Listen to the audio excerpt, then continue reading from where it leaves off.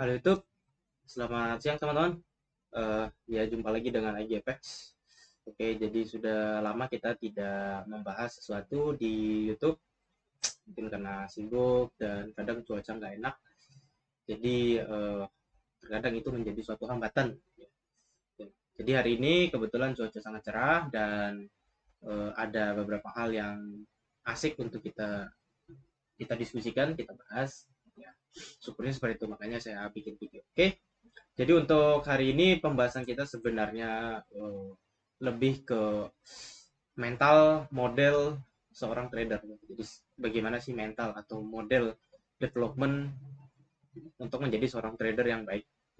Ya, jadi seperti biasa kita pasti ada kasus teman-teman. Di sini sudah ada video. Jadi kita lihat aja videonya, nanti kita akan bahas. Kita akan diskusikan apa yang bisa kita ambil dan solusinya seperti apa. Oke. Nah, jadi di sini teman kita, kreator kita membuat video, dia bilang nahan rindu emang berat tapi nahan floating minus rasanya mau sekarat, nggak mau makan, susah tidur dan hati resah. Jadi ini seperti putus cinta teman-teman ya. Jadi seperti putus cinta, perasaannya gundah gitu, dilema gitu. Ya. Jadi kalau kita lihat kenapa dia ngomong seperti ini, karena dia lagi floating di Nasdaq ya, floating loss, dia melakukan posisi buy dan harga turun udah lumayan jauh ya. Nah ini kalau saya lihat dia nggak ada stop loss ya, jadi mungkin dia lagi floating dan dia mungkin saya sepertinya harus meluapkan saya punya perasaan sekarang di internet. Ya udah saya bikin konten aja gitu ya. Jadi keadaan dalam floating loss ya. Dan kalau kita lihat lossnya, total lossnya dia ya, total lossnya teman kita ini sekitar 194 dolar ya, hampir 200 dolar. Nah, karena ini saya nggak tahu juga dia punya total equity-nya berapa. But oke, yang kita bahas sekarang adalah tentang loss, tentang loss. Kita bahas tentang yang namanya loss. Karena ini mungkin jarang orang ngebahas loss ya. Orang kebanyakan suka ngebahas profit gitu. Tapi di kita coba bahas loss. Loss itu apa? Oke, tentang loss.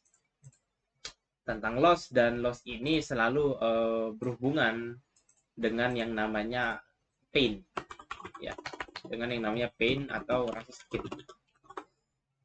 Nah, oke, jadi dari kasusnya teman kita tadi sebenarnya, let's say kalau saya gambarkan di chart tadi ada kenaikan seperti ini misalnya. Nah, jadi teman kita melakukan posisi buy di sini ya, dia buy dan harga sudah turun lumayan jauh. Nah, problem dari kasusnya dia, yang pertama kita nggak tahu targetnya di mana.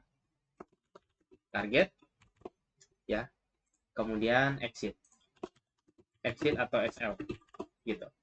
Nah, ini kita nggak tahu dari kasusnya dia tadi. But oke, kita bahas tadi. Problem yang asik kita bahas tentang suatu loss adalah sebenarnya akan kembali pada yang namanya decision, teman-teman. Decision ya, atau keputusan. Kenapa? Karena sebenarnya loss atau floating loss ya. Jadi kita perkecil, kita pakai kata floating loss. Jadi apa itu floating loss? Jadi floating loss itu adalah keadaan di mana teman-teman itu ya, di mana posisi kita sudah jauh ya, sudah jauh. Jadi harga dengan posisi kita sudah jauh. Dalam artian itu melawan arah ya, melawan arah gitu. Nah, itu namanya floating loss. Ya, jadi harga harga sekarang itu di sini, posisi entry kita di situ. Jadi udah lumayan jauh. Nah, jadi kita mengalami floating loss karena arahnya berbeda. Kalau kita seandainya sell ya kita floating profit namanya. Kalau floating loss ya dia berarti dia sini buy. Jadi seperti itu. Nah, eh, floating loss atau karena ini floating ya, belum loss ya. Nah, floating loss ini kan sebenarnya kembali pada keputusan kita. Maksudnya keputusan seperti apa? Jadi begini teman-teman. Eh, saya tidak pernah ketemu trader yang floating loss kalau dia pakai stop loss. Ya.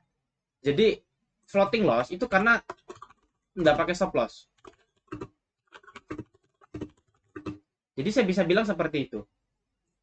Ya. Kalau teman-teman menggunakan stop loss, Let's say teman-teman stop loss di sini. Ya. Let's say di sini SL, anggaplah. Di sini SL. Ya kita sudah exit gitu loh. Kita sudah nggak ada istilah floating. Sudah hilang, sudah selesai transaksinya gitu. Udah tertutup. Nah, jadi floating loss itu sebenarnya adalah keputusan. Kenapa? Ya, kalau kita pakai SL, kita pasang SL kita, ya, di sini misalnya, ya udah selesai, nggak akan terjadinya floating loss.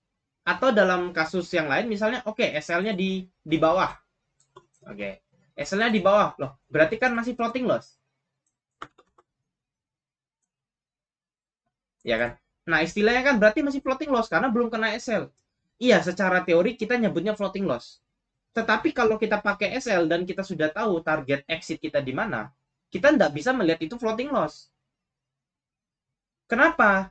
Karena dari area entry sampai area SL kita sudah setuju. Jadi dari sini ke sini, ini kita sudah punya yang namanya toleransi resiko. Artinya apa? Ya kan kita sudah siap loss di situ.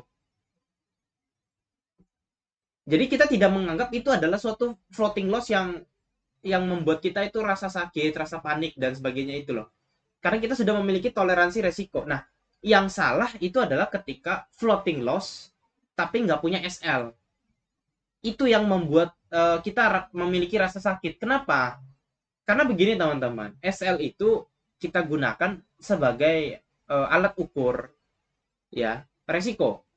Nah, kalau misalnya kita nggak pakai SL, nah floating loss ini kita nggak tahu batasannya di mana, gitu loh. Kita nggak tahu batasan floating loss ini di mana kalau nggak punya SL. Di situ bahayanya. Jelas ini berbeda, walaupun orang bilang bahwa ini sama-sama floating loss, tapi berbeda. Kalau kita pakai SL teman-teman, kita sudah punya gambaran. Misalnya kita buy di harga 10, nah buy di harga 100 misalnya. Ya, misalnya kita buy di 100, kita SL di 50. Ya kan? Harga sekarang mungkin 70. Ya, current price. Ya. Current price sekarang 70. Nah, kita karena sudah punya SL di 50, memang current price sekarang 70, tapi kita sudah punya plan atau keputusan terakhir, oh saya akan exit di 50. Tapi kalau kita nggak punya SL, kita floating loss sekarang harga di 70, kita nanti bingung. Ini floating loss sampai mana tahannya? Sampai mana kita tahan? Apakah sampai di harga 50, sampai di harga 60, 40, atau sampai 0, sampai margin call? Nah, itu yang membuat adanya perasaan pain. Gitu, perasaan pain tadi, rasa sakit tadi. Kenapa? Jadi ini akan kembali pada yang namanya kalau saya bilang itu istilahnya itu mental atau psikologi teman-teman. Ya, jadi trik yang saya pelajari dari buku-buku trader yang hebat-hebat itu, ya, terutama Dr. Alexander Elder, kalau teman-teman tahu ya. Jadi mental seorang trader itu biasanya memang adalah semacam kelemahan utama yang diserang oleh si market. Jadi market itu tidak menyerang modal. Jadi market tidak menyerang modal, teman-teman. Ya, market tidak menyerang modal. Ya, market tidak menyerang metode. Tapi market pasti menyerang mental atau psikologi. Jadi nggak ada saya lihat market itu menghancurkan modal, menghancurkan metode, nggak ada. Kalau orang itu bisa kontrol emosinya, bisa kontrol resikonya, wah itu market sampai 100 kali, 200 kali ngawur juga nggak bakal habis duitnya. Karena dia bisa kontrol resiko. Tapi kalau dia udah kena mental, udah diserang mentalnya, udah kena. Nah, yang terjadi apa? Ketika teman-teman mengalami floating loss, ya, teman-teman akan fokus pada angka. Ya, jadi ketika sedang floating loss, di sini ini adalah satu subjeknya. Nah, teman-teman akan punya fokus ke angka atau nilai loss. Nah, disinilah yang membuat kita itu biasanya hancur. Ya, jadi kita langsung fokusnya teralihkan. Ketika kita floating loss, kita akan langsung fokus pada angka. Biasanya seperti itu yang diserang. Secara tidak langsung, oh ini berarti nyerangnya modal. Enggak. Dia nggak nyerang modal. Yang diserang itu angka dulu. Angka kenapa? Karena angka ini nanti lari ke psikologis. Ya, psikologis akhirnya apa? Akhirnya dari lu lihat angka, misalnya di sini minus. Ya, floating loss misalnya di sini minus $200. Dari angka $200 ini akan masuk ke dalam kita punya indera ya, kita punya mata. Nah, kita punya mata di sini, kita punya mata. Nah, mata kita itu kan transfer datanya cepat banget ke otak. Masuklah ini ke dalam yang kita namanya otak atau akal. Nah, disinilah proses penyerangan itu. Bagaimana dia serang? Yang pertama, kalau otak ini bisa menyaring informasi untuk mendapatkan kesimpulan dari floating loss, kita bisa berhasil. Contoh, informasinya seperti ini logiknya. Jika saya sekarang floating loss, apakah saya punya batasan? Gitu loh. Jadi dia sekarang lagi floating. Nah, apakah saya punya batasan gitu? Apakah saya tahu sampai mana floating ini? Apakah sampai minus 500, minus 1000, gitu loh. Nah, kalau dia nggak punya, maka teman-teman akan menyebabkan satu kondisi yang kita sebut confusion. Confuse. Ya. Nah, kalau teman-teman nggak punya, oh saya nggak punya plan, saya nggak punya SL, nggak punya batasan, teman-teman akan mengalami kebingungan. Nah, kebingungan ini yang ujung-ujungnya membuat otak kita overthinking. Kenapa? Karena akan banyak sekali decision yang muncul di otak. Contoh, karena saya nggak punya batasan SL, nggak punya batasan tempat saya exit, di otak saya mikir, saya close aja lah sekarang. Atau saya punya rencana lagi, tunggu besok deh, tunggu besok. Ya, atau dia punya plan lagi, tunggu ke 50, kalau rebound buy lagi. Nah, ini plan yang muncul, banyak kali plan itu yang muncul. Ya, saya close sekarang, kita tunggu besok aja, jadi hari ini udah biarin aja floating. Kemudian tunggu ke 50, nanti kalau udah nyampe ke harga 50, nanti saya buy lagi. Nah, itu plan tuh. Plan yang muncul karena kebingungan. Karena kebingungan, kamu nggak bingung, kalau teman-teman itu punya SL, lu nggak akan bingung dan lu nggak akan ngerasain rasa sakit. Nah, akhirnya ini semua terjadi, semua plan ini. Ya, tiba-tiba dari plan-plan ini, saya close aja sekarang, harganya malah mantul. Akhirnya apa? Kesal. Tunggu besok, makin deep, makin floating. Tunggu besok, ya. Kita tunggu besok, dia makin floating. Tunggu 50 rebound lagi, ternyata nyampe 50 nggak rebound. Gagal rebound. Kesal lagi. Karena mikir, harusnya di harga 70 saya close aja. Jadi semua skenario yang muncul karena confuse ini, karena kebingungan ini, ya, karena bingung, gagal semua. Itulah yang menyebabkan rasa sakit. Pain tadi. Kenapa? Karena kita merasa bersalah. Kenapa kita merasa bersalah? Karena kita membandingkan, jika saya cut kemarin lebih baik. Nah, ini disebabkan karena tidak punya batasan risiko, tidak punya plan yang benar. Jadi diserang. Ini yang sering terjadi dari selama 3 tahun saya trading. Saya melihat ya orang itu selalu seperti ini dia. Karena dia bingung, nanti awalnya dia membuat keputusan-keputusan yang terkadang itu bukan solusi gitu loh. Solusinya adalah apa? Cari SL, pasang SL, tinggal udah. Kalaupun kena, ya udah, itu apa boleh buat. Kalaupun dia naik lagi ya syukur, kalau kena juga nggak apa-apa. Kenapa? Karena dari awal ini adalah trading yang loss. Trading yang sudah salah. Gitu. Harusnya jika buy 100, kita tentukan target dulu. Targetnya berapa? Misalnya target 130 atau 140 harga misalnya. SL, ya hitung dulu berarti target antara buy dengan dengan posisi kita ini ya, target dengan posisi kita itu perbedaannya sekitar 30 sampai 40 poin. Berarti kita maksimal SL 40 poin atau 30 poin. Itu untuk 1:1 gitu loh. Jadi maksimal SL itu 30 sampai 40 poin. Jadi kita udah langsung nentuin, ya udah berarti SL kita sekitar di 70 atau 80 gitu. Karena kita mencari rasio minimal 1:1 gitu. Reward yang lebih besar daripada risk.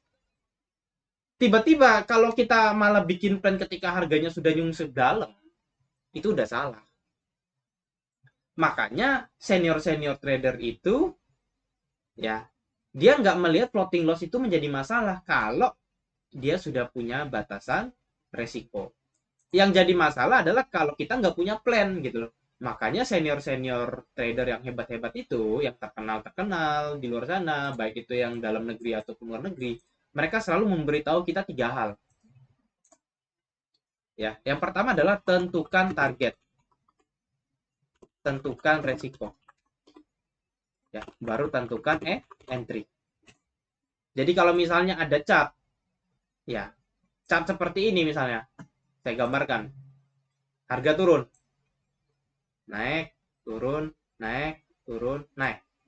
Nah, kita sudah langsung bisa nentuin, oh ini tren marketnya turun misalnya. Ya udah kita tentukan di mana target kita. Ini target TP kita. Resikonya ini adalah resiko kita. Tinggal kita tentukan entry. Kalau mau entry di sini ya tinggal hitung risk rewardnya. Kalau mau entry di sini hitung risk reward, ataupun entry di sini hitung risk reward. Jadi kita tunggu harga mantul dulu ke sini, baru kita entry. Boleh. Yang penting kita sudah punya exit. Exit di sini, target di sini.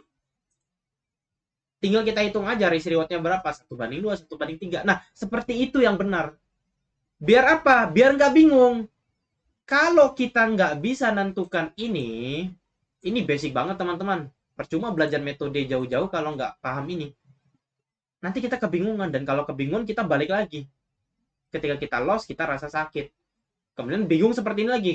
Floating loss, ngelihat angka lossnya sudah besar, akhirnya pusing, bingung mau ngapain, akhirnya bikin skenario yang sebenarnya skenario itu nggak guna gitu.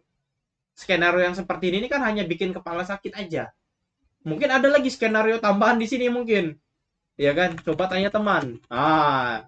Ada kan skenario seperti ini? Coba tanya teman. Atau coba ngintip grup premium. Coba kita lihat di grup premium orang pada sell atau pada buy. Akhirnya membuat kemungkinan salah dan merasa salah itu jauh lebih besar. Karena semakin dia tanya-tanya ke sana kemari, dia bingung. Nah itu. Tapi kalau dari awal dia sudah membuat plan seperti ini, nggak ada saya rasa perasaan cemas, perasaan panik, perasaan takut, nggak ada. Loss ya loss. Yang penting kan kita sudah hitung resiko. Kalau kena SL, kita udah hitung resikonya berapa. Oh, saya hanya kehilangan $20. Ya. Modal saya 1.000. Ngapain saya kayak orang nangis muntah darah? Saya hanya loss $20, modal saya 1.000. Masih ada berapa puluh kali itu saya bisa trade sampai habis modal saya kan. Masih banyak gitu loh. Jadi satu kali trade ketika gagal is okay. Jadi floating loss is okay.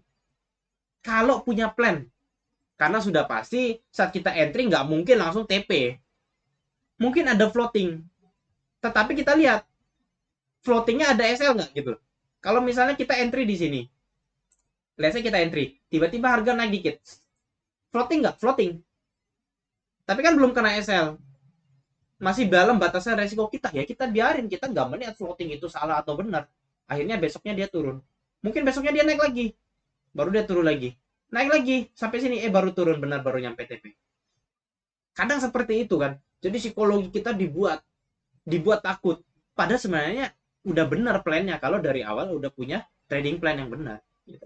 Jadi masalah yang sering saya lihat kepada trader-trader yang mengalami perasaan-perasaan cemas, takut, kebingungan, dan nggak pernah grow, nggak pernah ada progress tradingnya, gitu-gitu aja, loss deposit terus.